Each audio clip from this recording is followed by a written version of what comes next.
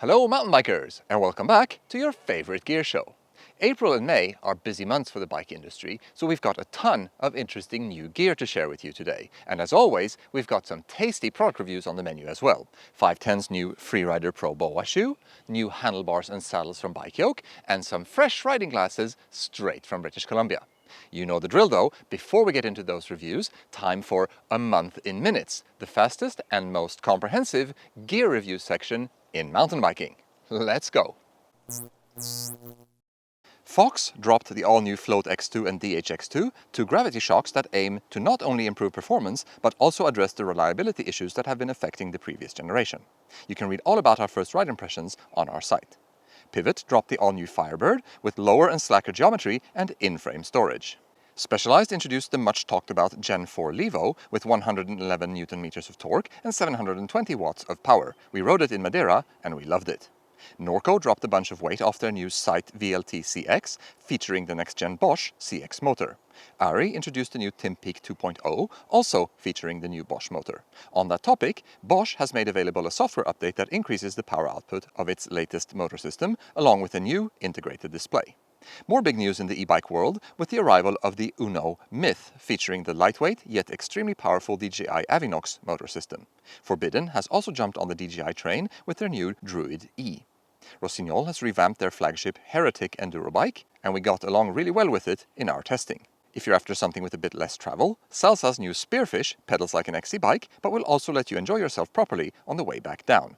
Salsa has also revamped their entire range of MTBs and e-mtbs ready to hit the dirt. If you need a bit more from your light trail bike, Intense has completely revamped their Spider with an all-new look, head to toe. In the world of bikes that only go down, Raw just updated their Yalla DH bike with dropouts for different wheel sizes and other refinements. Canyon's all-new Spectral AL offers ready-to-get rowdy geometry and very advantageous value for money builds. They also finally released their all-new Sender DH bike after a big development effort with their DH racing team. Whitey just introduced an all-29er version of their Decoy SN, if you value pedaling as much as descending with your e-bike. Kona has a new speed weapon if you like pedaling your bike all by yourself, the updated Hey Hey. Intend has made some updates to their lightweight Trinity brake, with a facelift but also manufacturing improvements that should lead to better availability. RockShox introduced their fully revamped AXS wireless dropper with up to 250mm of travel and completely new internals. SRAM also launched a wireless upgrade kit for the mechanical transmission 90 and 70 derailleurs. Hunt introduced version 3 of their Alloy Enduro wheelset, featuring their strongest alloy rim design to date. If you need puncture protection for your new wheels, Slime has just introduced their all-new sealant, said to be easy to work with and good at preventing flats. Staying with that theme, Odyssey MTB has just introduced the Optis, a pneumatic tire insert. 6D has jumped into the lightweight full-face helmet game with the Altera, integrating their omnidirectional suspension system in a 710-gram package. 1UP has revised their carbon handlebar, with the V2 now boasting even better compliance and comfort than the V1. DT Swiss is bringing its new high-engagement DEG free hub to the 350 line, and they're also introducing some pretty sweet new color options at the same time. Speaking of colors, RockShox is now running their electric red finish across the entire range of Ultimate Forks. Time has introduced an all-new Enduro/DH pedal called the Schisto, with their largest clipless platform to date. Raceface has joined the Higher Rise Handlebar Club with the launch of the 55mm version of the Era. Marzocchi has dropped the Bomber Z, offering big mountain single crown performance at a more affordable price point. For big performance for smaller people, Propane has dropped their new Youth range with wheel sizes from 24 to 27.5 inches. To keep everybody safe during their airborne exploits, Ion has introduced the Nico Vink Signature Edition chest protector, featuring their soft yet sturdy ReZero pads for comfort with superior protection. Bluegrass has also introduced two new protection shorts as well as a new camo finish on their helmets. Blending performance and adventure, Crank Brothers has launched the Stamp Trail Speed Lace shoe in both flat and clipless versions. Liat has entered the mountain bike component game with new pedals, stems, grips and handlebars. E13 has beefed up their crank game with the introduction of the Helix Race GR line.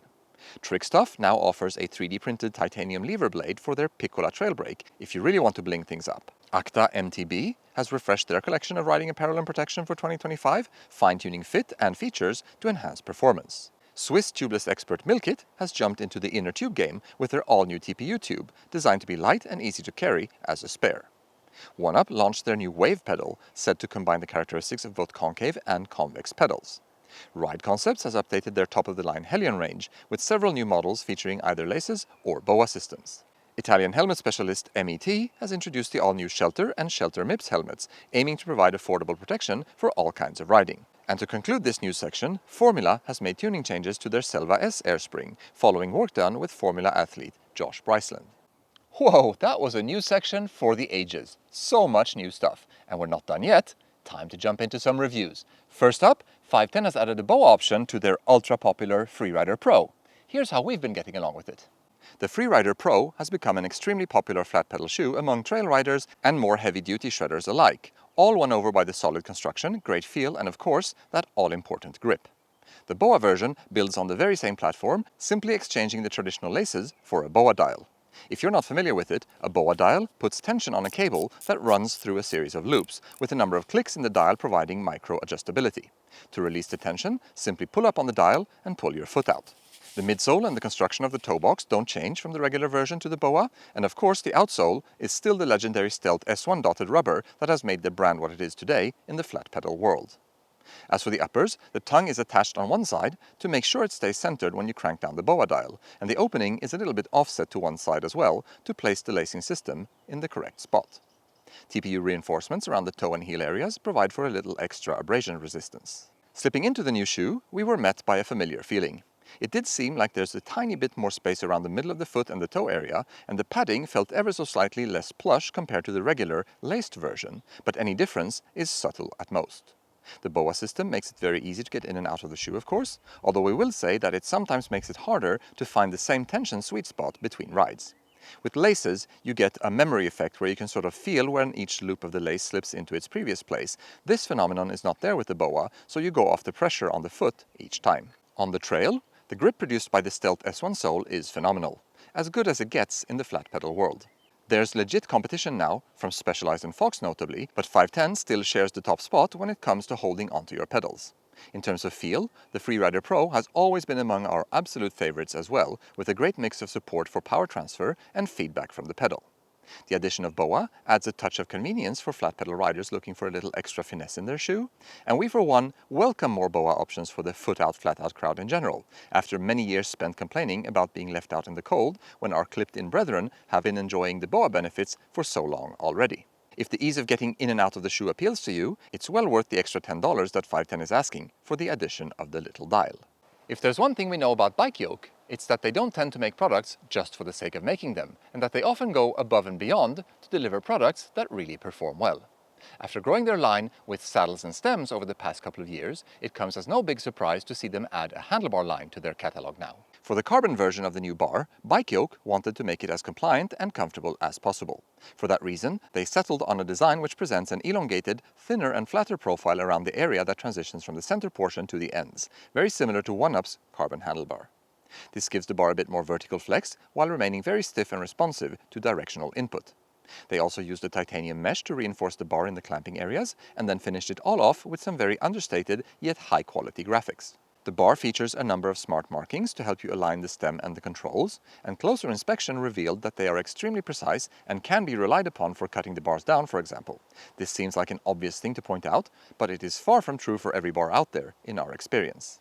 For the aluminum version, BikeYoke settled on an AL7050 alloy and gave the bar a shape that will play nice with even the widest direct mount stems by virtue of an elongated clamping area. The stack and other geo numbers are identical to the carbon version, and the alloy version has also been tested to the same ASTM DH standard as its fiber and resin brethren. For the finish, you can opt for an all-black version or the extra trick dual-dip anodized black and silver model shown here. For testing, we mounted up the carbon bar to our trail bike using BikeYoke's own barkeeper stem, a sleek and nifty little number that looks good and does a fine job of attaching a handlebar to a steer tube. The controls and the grips slip on with a precise and slop-free fit, and we were able to use the numerous markings on the bar to our advantage when setting up our cockpit.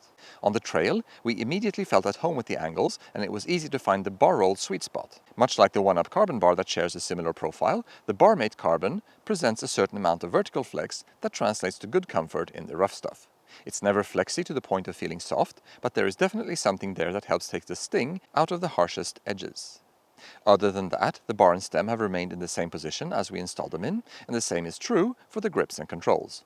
All in all, we've been well impressed with these new handlebars from BikeYoke, and we have no issue with recommending that you consider them for your next build. BikeYoke has also just launched the successor to its Sagma saddle, the Sagma 3D line. As you might surmise from the name, this saddle is constructed using a novel, 3D printed concept which allows designers to control the hardness of different areas of the saddle independently of their thickness. The new 3D saddles inherit the shape of the first generation Sagma, and they use the same chassis and the same rail systems as well. The Sagma 3D features a system of elastomers that act as suspension in a way, absorbing impact energy and allowing the saddle to rock side to side to accompany your hip movements as you pedal. The Sagma 3D is delivered with 3 interchangeable elastomers of varying degrees of stiffness, and you have a choice of either carbon or alloy rails. You can also opt for the 3D Lite version, which forgoes the elastomers in favor of a more traditional rail system. We've been using Sagma saddles for several years now, and we get along great with the shape. We appreciate the extra comfort of the elastomer system, but we have also been running the regular version with great success. The new 3D saddles definitely feel familiar in terms of shape, but the surface is a little bit harder to the touch in the main load-bearing areas. The initial contact feels a bit harsher around the edges, but with a little weight on it, the 3D printed mesh works really well and provides a good mix of support and suppleness to make it both comfortable and dynamic. The compact dimensions make the Sagma a great choice for all kinds of riding. It's definitely small enough for freeriders and gravity fiends, yet it offers enough comfort for long days out in the saddle. All in all, the move to a 3D printed mesh construction for the Sagma is beneficial, although if you're a fan of very soft saddles, you may want to look elsewhere. Sometimes you just have to follow your dreams, wherever they may take you. Sam and Alex, 2 Brits living in Whistler, saw an opportunity for creating high-performance, sustainably sourced products that have a minimal impact on the environment, and so they founded Coast Optics. We've taken one of their riding glasses out for a spin or two. Here's what we think of them. The Nita 2 are riding glasses with a single wraparound lens. The frame is constructed from Bio TR90, a sustainable thermoplastic composed of 45% bio-based materials. The frame wraps around the whole lens, but was designed to make swapping lenses easy. There are a number of lenses available to choose from, with visible light transmission ratings from 85% for the clear lens to 15% for the darkest option. The frame itself comes in 3 different color options and 2 different sizes. In keeping with their sustainability goals, the company does not ship the glasses in any kind of plastic casing, but an extra clear lens is included if you pick one of the tinted lens options, photochromatic lens excluded. On the trail, we've been won over by the lightweight and the solid fit of the Nita 2. The lens provides a wide field of view, and the cylindrical design is free of any distortion. You can just about make out the contours of the frame at the edge of your field of vision, but it's never in the way once you're riding. The nose bridge is not adjustable, but we found it comfortable enough for our nose shape. We tested the regular size, and it worked well with our helmets of choice. You may want to check that you have enough room if you opt for the XL version. When the speed on the trail picks up, the Nita 2 provides excellent protection against wind and debris. The glasses also breathe quite well, and we've not been plagued by too much fogging, even on hotter days. We received the pink crystal lens to test, and we found it to be a great choice for any kind of woodland riding. It does especially well in patchy light when you're going in and out of trees. Opt for one of the darker tints if you're riding in very sunny conditions. All told, we think Coast Optics has done a great job with the Nita 2. It offers good vision, clarity, and value for money. You'll like the environmentally conscious approach to manufacturing and distribution as well, if caring for nature is close to your heart. Okay then, that's the end of the show. We hope you enjoyed it. Thanks for taking the time to tune in. As always, don't forget to like, comment, and subscribe. And until next time, happy trails.